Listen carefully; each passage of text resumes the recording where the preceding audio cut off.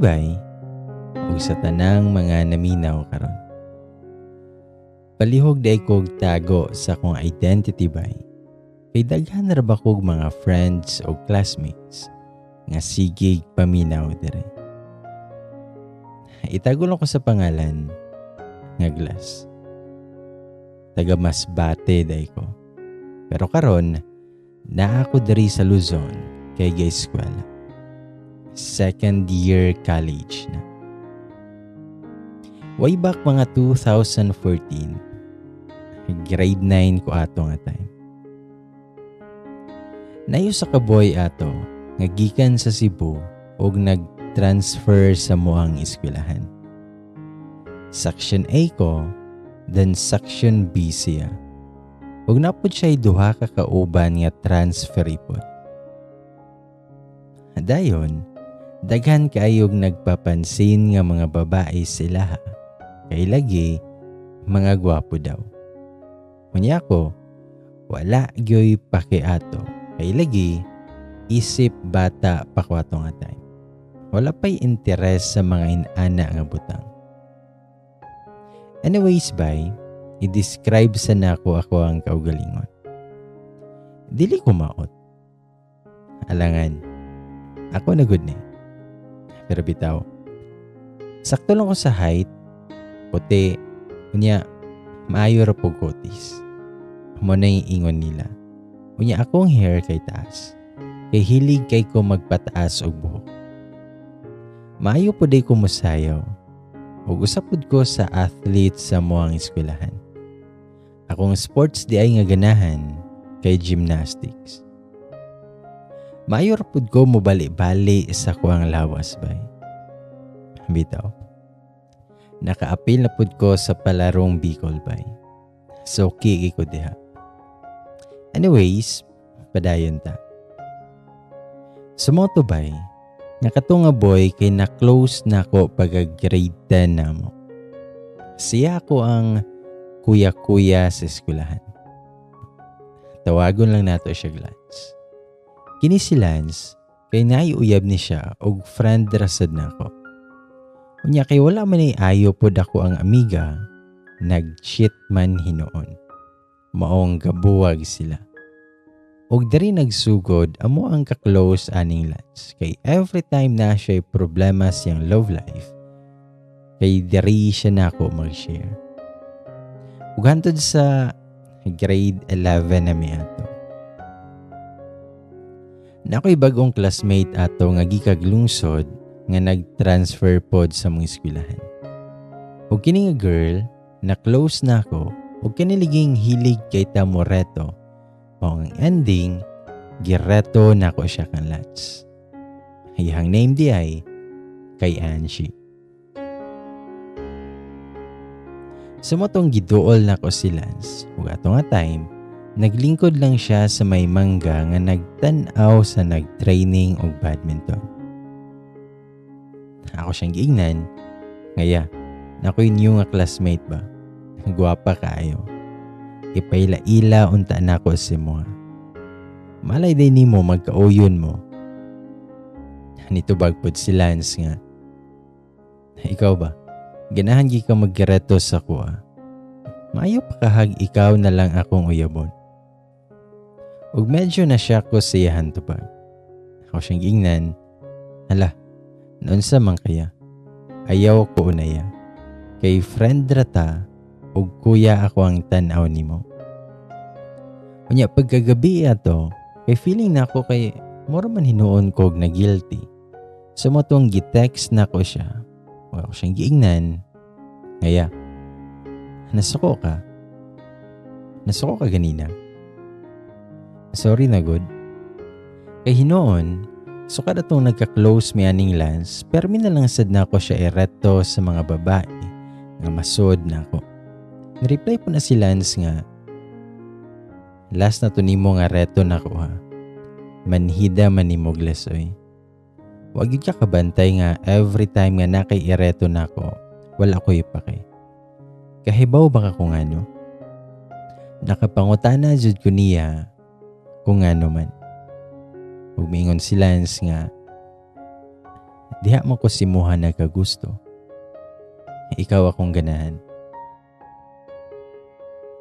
Wala yun hinoon dayon ko nakareply siyahan text sa kuha. Nasya ko. Aha ka. Sa kuha man hinoon na bagsak. Ug pagkaugma ato, narami sa eskwelahan ug kauban ako ang mga friends. Ug miabot na siya kauban pud iya mga barkada. Ug medyo dili na ako komportable ato nga time. Kay dili ko kalimot sa iyahang gi-text na ako atong pagkagabi. Ug mikalit pito na siya tapad sa kuha ug miingon, "Ngles, sabay mi unyag kaon sa inyo ha." Ug nangansyaw pa na ako ang mga barkada ug niingon, nga murag lain naman na lansa. Nangatawa pa sila. Sa motong sabay yun sila kaon sa mua pagpaniud to na. Sa sugod ato, everyday na siya nga mudungan na mugaon. Og naapod siya yung mga effort nga ginabuhat. Unya ako lagi nga dili anad ani, maong pamahala na lang jud. Pero sa tinud-anay lang pud bay, medyo naana ko'y feelings ni Lance ato. Pero dili pa ko kaingon nga love na ko siya. Kay mas anad bang ko nga tawagon ako siya kuya. Murag kuya na yun siya nako. Sa mo to nga pagka-December ato, Christmas party sa mong eskwelahan. Ningon pa na si Lance nga gusto siya makigistorya sa kuha pagkuman sa party. Unya ato po niya time, na-disco sa silingan nga barangay na mo. Unya ako kay dili ikaw ganahan ana, unya bawal pa jud.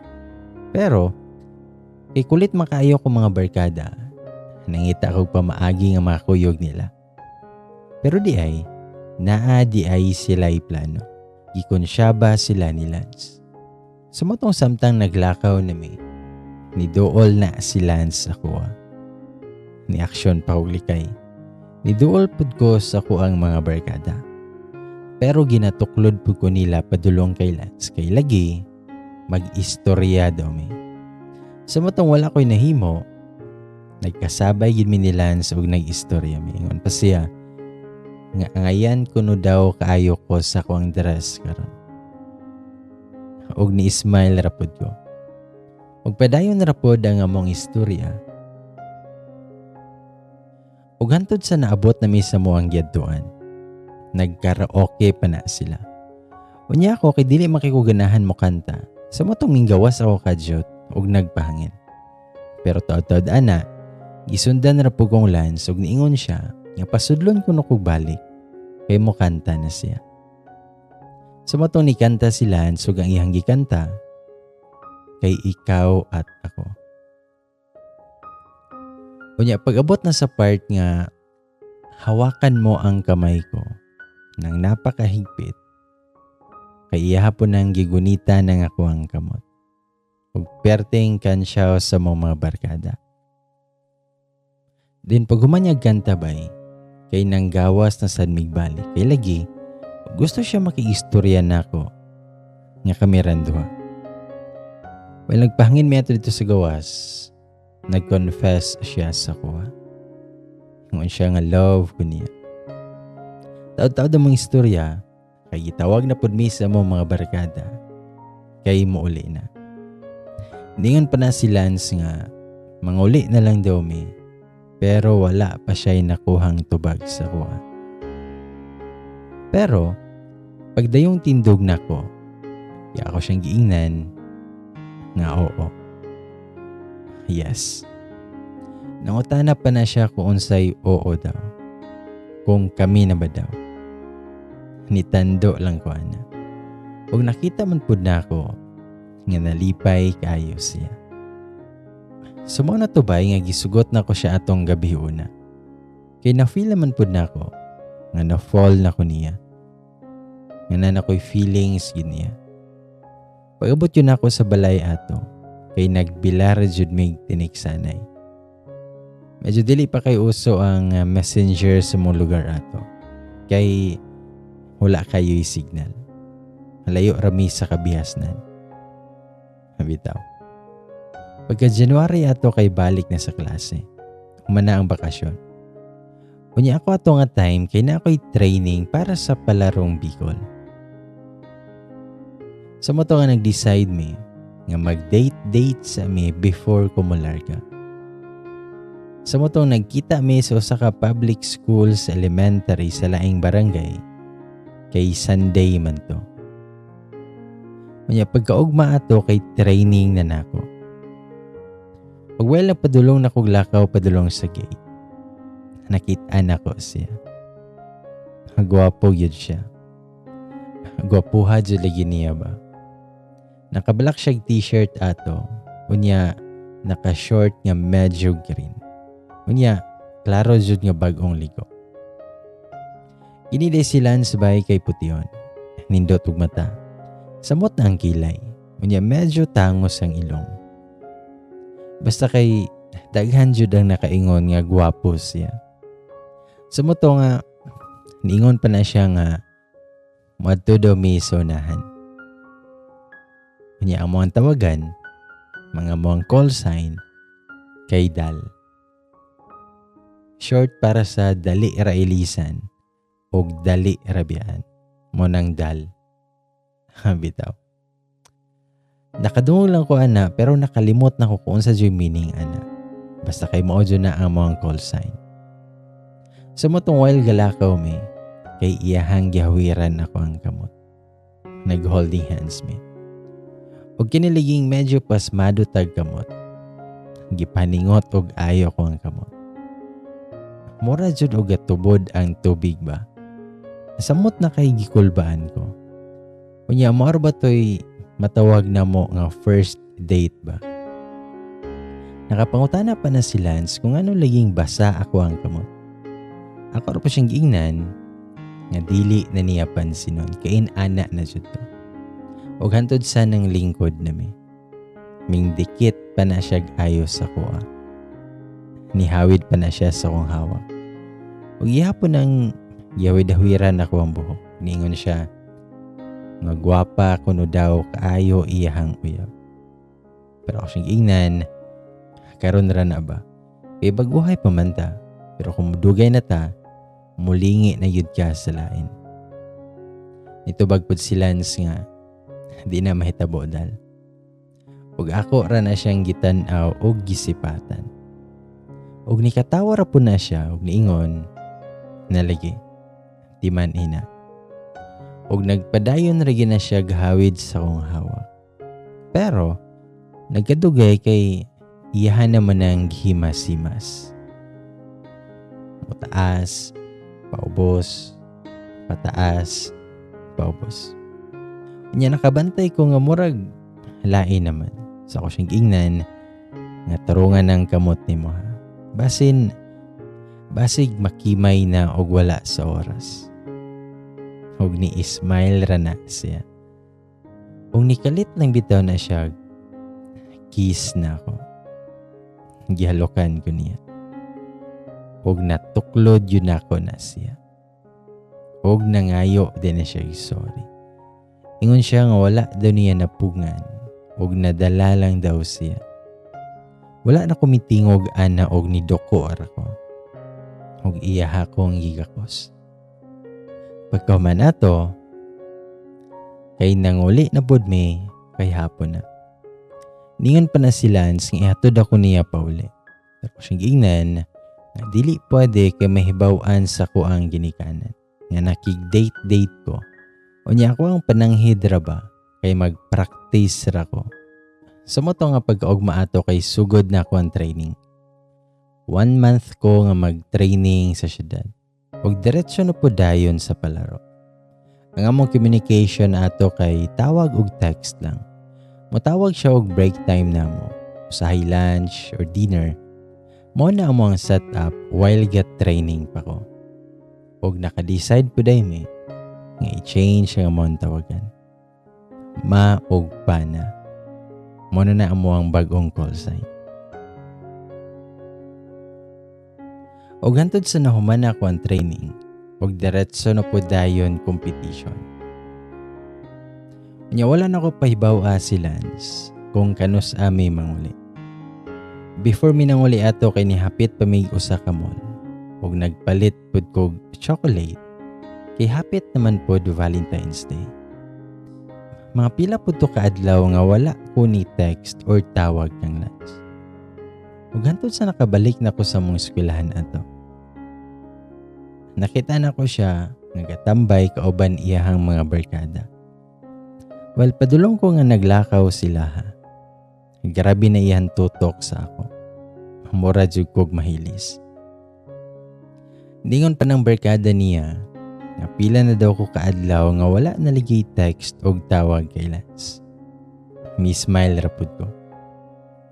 Pero ambot lang kay mura man hinuog. Namugnaw kog kalit ato kay Lance. Wala ko kasabot sa akong feelings. Wala na ko misabay nila. Milabay ra ko silahan tapo. Pero si Lance kay nagsige ra gina siya glantaw na ako. Hantod nakasulod na ko sa akong room. Ug pagka lunchtime na ato, nami sa balay sa moang barkada nga moang tambayanan. Medyo wala jud ko nahimutang. Kay murag nag-guilty ko ato ba. Anong namugnaw mo kog kalit kay Lance? Nga wala man ta siya isala nga gibuhat sa ko. Anong wala man ko nanagad niya? Sa mato naka-decide na lang ko nga doon siya silahang tambayanan. Boarding house rapod siyahang barkada. Pero pag-abot ako dito, kay daghan man ang tao. So medyo naulaw ko musulod. May gani na lang, nakitaan ko ana sa barkada ni Lance. Sumotong iyaha kong gikuyugan ug iyaha kong gipasulod. Iya pa kong giingnan nga kadtoon daw kuno kaayo si Lance sa mong tambayanan kay gusto siya makiistorya. Sa motong pagkakita ni Lance sa kuha, kay iyaha din ang gihawiran ako ang kamot. Ug iyaha kong gibira ug ipasulod sa usa ka kwarto. Unya, nanglak tayo na siya. Ug nikalit gina siya gakos sa kuha. Gigakos ko niya kanang hugot kayo. Kaingon siya, nga gimingaw daw kuno kay siya sa kuha. Ug samot na nga wala ko'y paramdam niya. Ug wala pa jud ko nanagad niya. Galibog daw siya kung unsay sala niya sa kuha. Naglibog siya kung unsay iyahang sala. Ug nagkatawar ako nga naminaw siya ha. Dayon, ako anang gihatag siya ha ang chocolate nga ako ang gipalit nga para po jud niya. Nag-thank you dayon na siya ug naulaw daw siya kay nako'y gihatag siya ha. Unya siya kay wala. Ug nitubag ra pud ko niya nga dili na importante. Kaya ang importante na-appreciate ra pud niya ang akong gihatag siya ha. Ug nagpasalamat ra gyud na siya. Ug ni-kiss siya sa akong forehead. Abi na ko tama na dito. Pero hinay man nagpaubos. Nikiss po siya sa kuang ilong. Hantod sa naabot siya sa kuang lips. Na-feel yun na ako ang iyahang ginhawa. Gihawiran pa niya akong hawak. Ug naka-feel na yun ko nga murag nanginit na siya. Kaya medyo init iyahang kamot.